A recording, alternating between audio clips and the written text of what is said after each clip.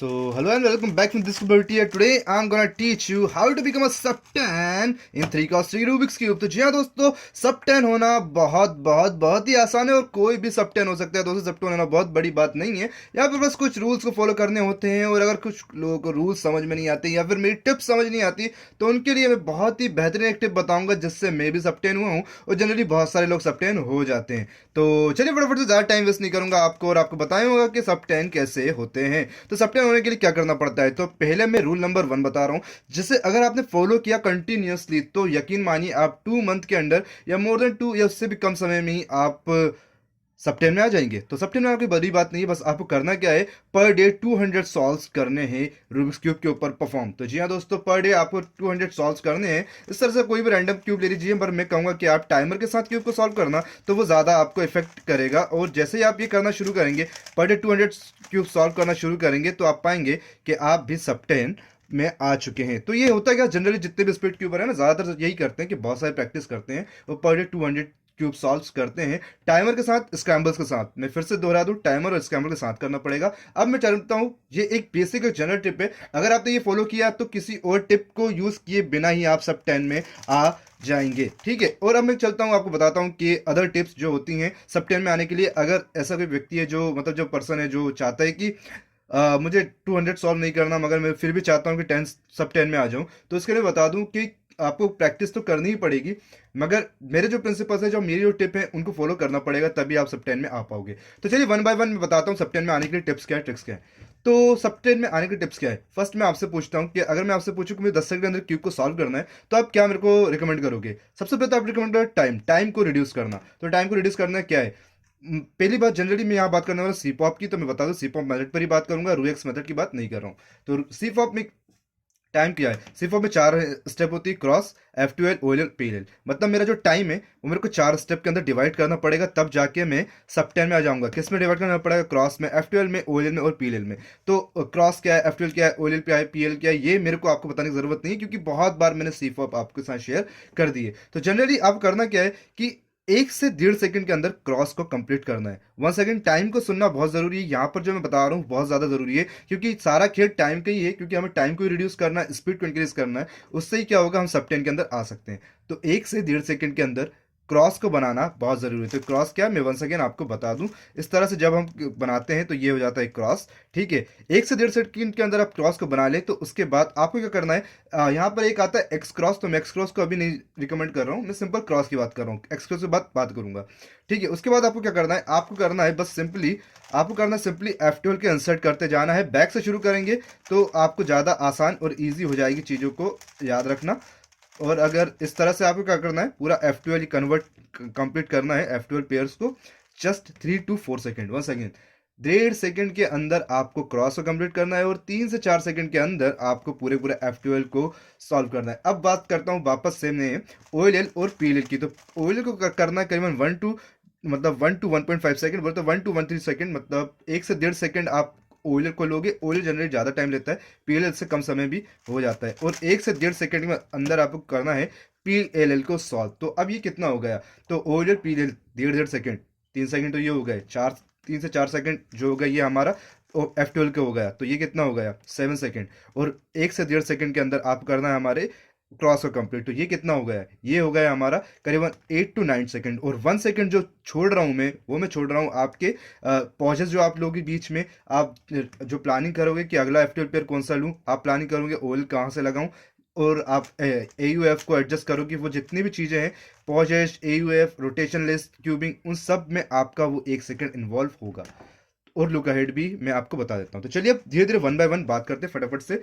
तो मैं बात करूंगा टाइमर की, बात में जानू से खींचा है ताकि आपको समझ में आ सके कि 200 सॉल्व और टाइमिंग को रिड्यूस करना इजी नहीं होता है दोस्तों, बहुत ज़्यादा हार्ड होता है, ठीक है। मगर सब 10 में आने के लिए बहुत ज़्यादा मेहनत करनी भी पड़ती है।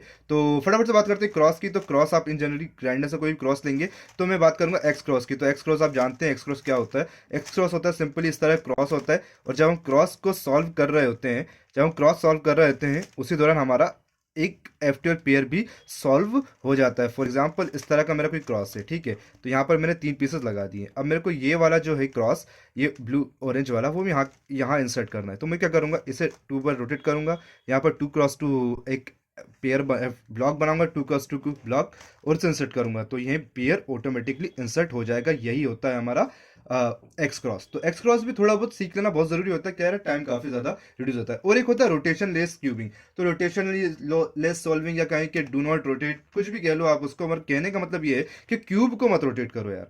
होता क्या है, जिस भी पोजीशन से आप क्यूब को सॉल्व कर रहे हैं, फॉर एग्जांपल यहाँ से आप सॉल्व कर रहे हो तो क्यूब को रोटेट किए बिना ही आपको F12 पेयर को इंसर्ट करना है। और अगर आपको क्यूब रोटेट करना ही पड़े तो केवल 1 या 2 बार टर्न करो, उससे ज़्यादा नहीं। मगर मैं रिकमेंड करूंगा कि आप क्यूब को रोटेट ना करके सिर्फ और सिर्फ हमारे जितने भी लेयर्स हैं उनको रोटेट करो। फॉर एग्जांपल होता क्या है कि कई दफ़ा ऐसा भी होगा आपके साथ कि, चलिए मैं एक बार फिर से इसको अमल करता हूँ फिर आपको बताता हूँ। आप क्यूब सॉल्व कर रहे होंगे और आपको रोटेशन में बार बार आपको कंफ्यूजन हो रहा होगा कि मैं किस पेयर को या फिर किस F12 पेयर को या फिर OLL को इंसर्ट करूं। तो जनरली यहाँ पर तो मैं फटाफट से वो कर देता हूँ, फटाफट से मैं यहाँ पर एक बना लेता हूँ और उसके बाद आपको बताऊंगा।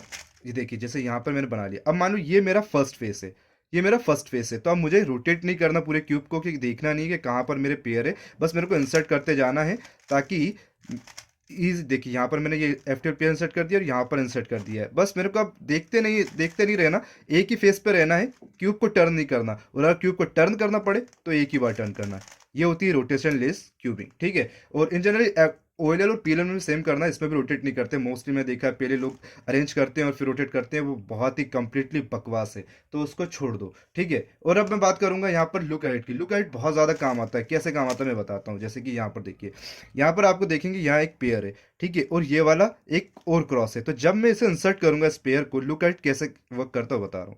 जब मैं करंट सिचुएशन पर होता हूँ, उसे इंसर्ट कर रहा होता हूँ, तो उसके आगे उसे मैं नहीं याद रखकर उसके आगे वाली चीज़ को देखूंगा। मेरे को इंसर्ट ये करना है, काम मेरा इस पर हो रहा है, मगर मैं देखूंगा इसे कहते हैं लुक अहेड। और ये स्लो सॉल्व के साथ ज़्यादा बेहतर होता है, तो मैं हमेशा कहता हूँ लुक अहेड विद स्लो वो हमेशा यूज़ करते जाओ। तो इसे इंसर्ट किया और यहाँ मेरा एक पेयर आया, और फाइनली अब मुझे इसे इंसर्ट करते वक्त ये नहीं सोचना कि मेरे को अगला क्या करना। मेरे को पता है OLL आएगा और उस OLL पर मैं डायरेक्ट वर्क करूंगा। और OLL को इंसर्ट करते वक्त मुझे ये नहीं सोचना कि PLL कौन सा आएगा, और PLL पर मैं डायरेक्ट वर्क करूंगा और फाइनली AUF और ये सॉल्व। इस तरह से ये सॉल्व होता है। तो look ahead with slow solve आपको करना पड़ेगा। दोस्तों एक और बहुत बेहतरीन दिक्कत आती है क्यूबिंग के दौरान। क्या होता है कि एक तो गलती आप करते हैं रोटेट की, और दूसरी आप गलती करते हैं पॉजेस की। मतलब कि पॉजेस की गलती कैसे होती है, मतलब मैंने कई दफ़ा इसको समझाया भी, आपको एक बार और समझा देता हूँ। होता क्या, जब आपको F12 पेयर नहीं मिल रहा होता है, जैसे मेरे को तो मिल गया, मैंने इंसर्ट कर दिया। जब आपको F12 पेयर नहीं मिल रहा होता है तो आप क्या करते हो, ऐसे पॉजेस लेते हो और फिर चेक करते हो कि कॉर्नर कहाँ है और एज कहाँ है, फिर उसे फाइंड करते हो और फिर उसे इंसर्ट करते हो। तो ये जो पॉजेस है, इन पॉजेस को नहीं लेना है आपको, और आपको ये डायरेक्ट देखते रहना है कि कॉर्नर कहाँ है और उसका एज कहाँ है, और उसे डायरेक्ट इंसर्ट करते जाना है। इसे कहते हैं पॉज लेस सॉल्विंग। तो बिना पॉज किए हुए आपको F12 पेयर को फाइंड करना है और इंसर्ट करना है। मोस्टली पॉजेस जो है लोग F12 पेयर के दौरान ही लेते हैं, जितने भी क्यूबर हैं वो कॉर्नर को और एजेस को फाइंड करने में ही पॉजेस लेते हैं। तो मैं कहूँगा ज़्यादातर टाइम ना F12 के साथ ही आपका वेस्ट होता है, तो उसी को मैं कहूँगा कि उसको ज़्यादा इंप्रूव करो। और जो मैंने आपको टेक्निक बताई है 200 सॉल्व पर डे, वो अगर आपने फॉलो कर लिया तो आपको ये किसी भी टेक्निक की ज़रूरत नहीं पड़ेगी, आप इजीली सब 10 में आ जाओगे। और मैं आपको एक बात कह दूं दोस्तों, प्रैक्टिस का कोई सब्स्टिट्यूट नहीं है, आपको प्रैक्टिस तो करते ही रहना पड़ेगा। मैंने खुद बहुत प्रैक्टिस की है और आपको भी बहुत प्रैक्टिस करना होगा, और कोई भी आ सकता है यार, सब 10 में आना कोई बहुत बड़ी बात नहीं है। मैं वन सेकेंड कह दूं, हमेशा टाइमर और स्क्रैम्बल के साथ ही प्रैक्टिस करें।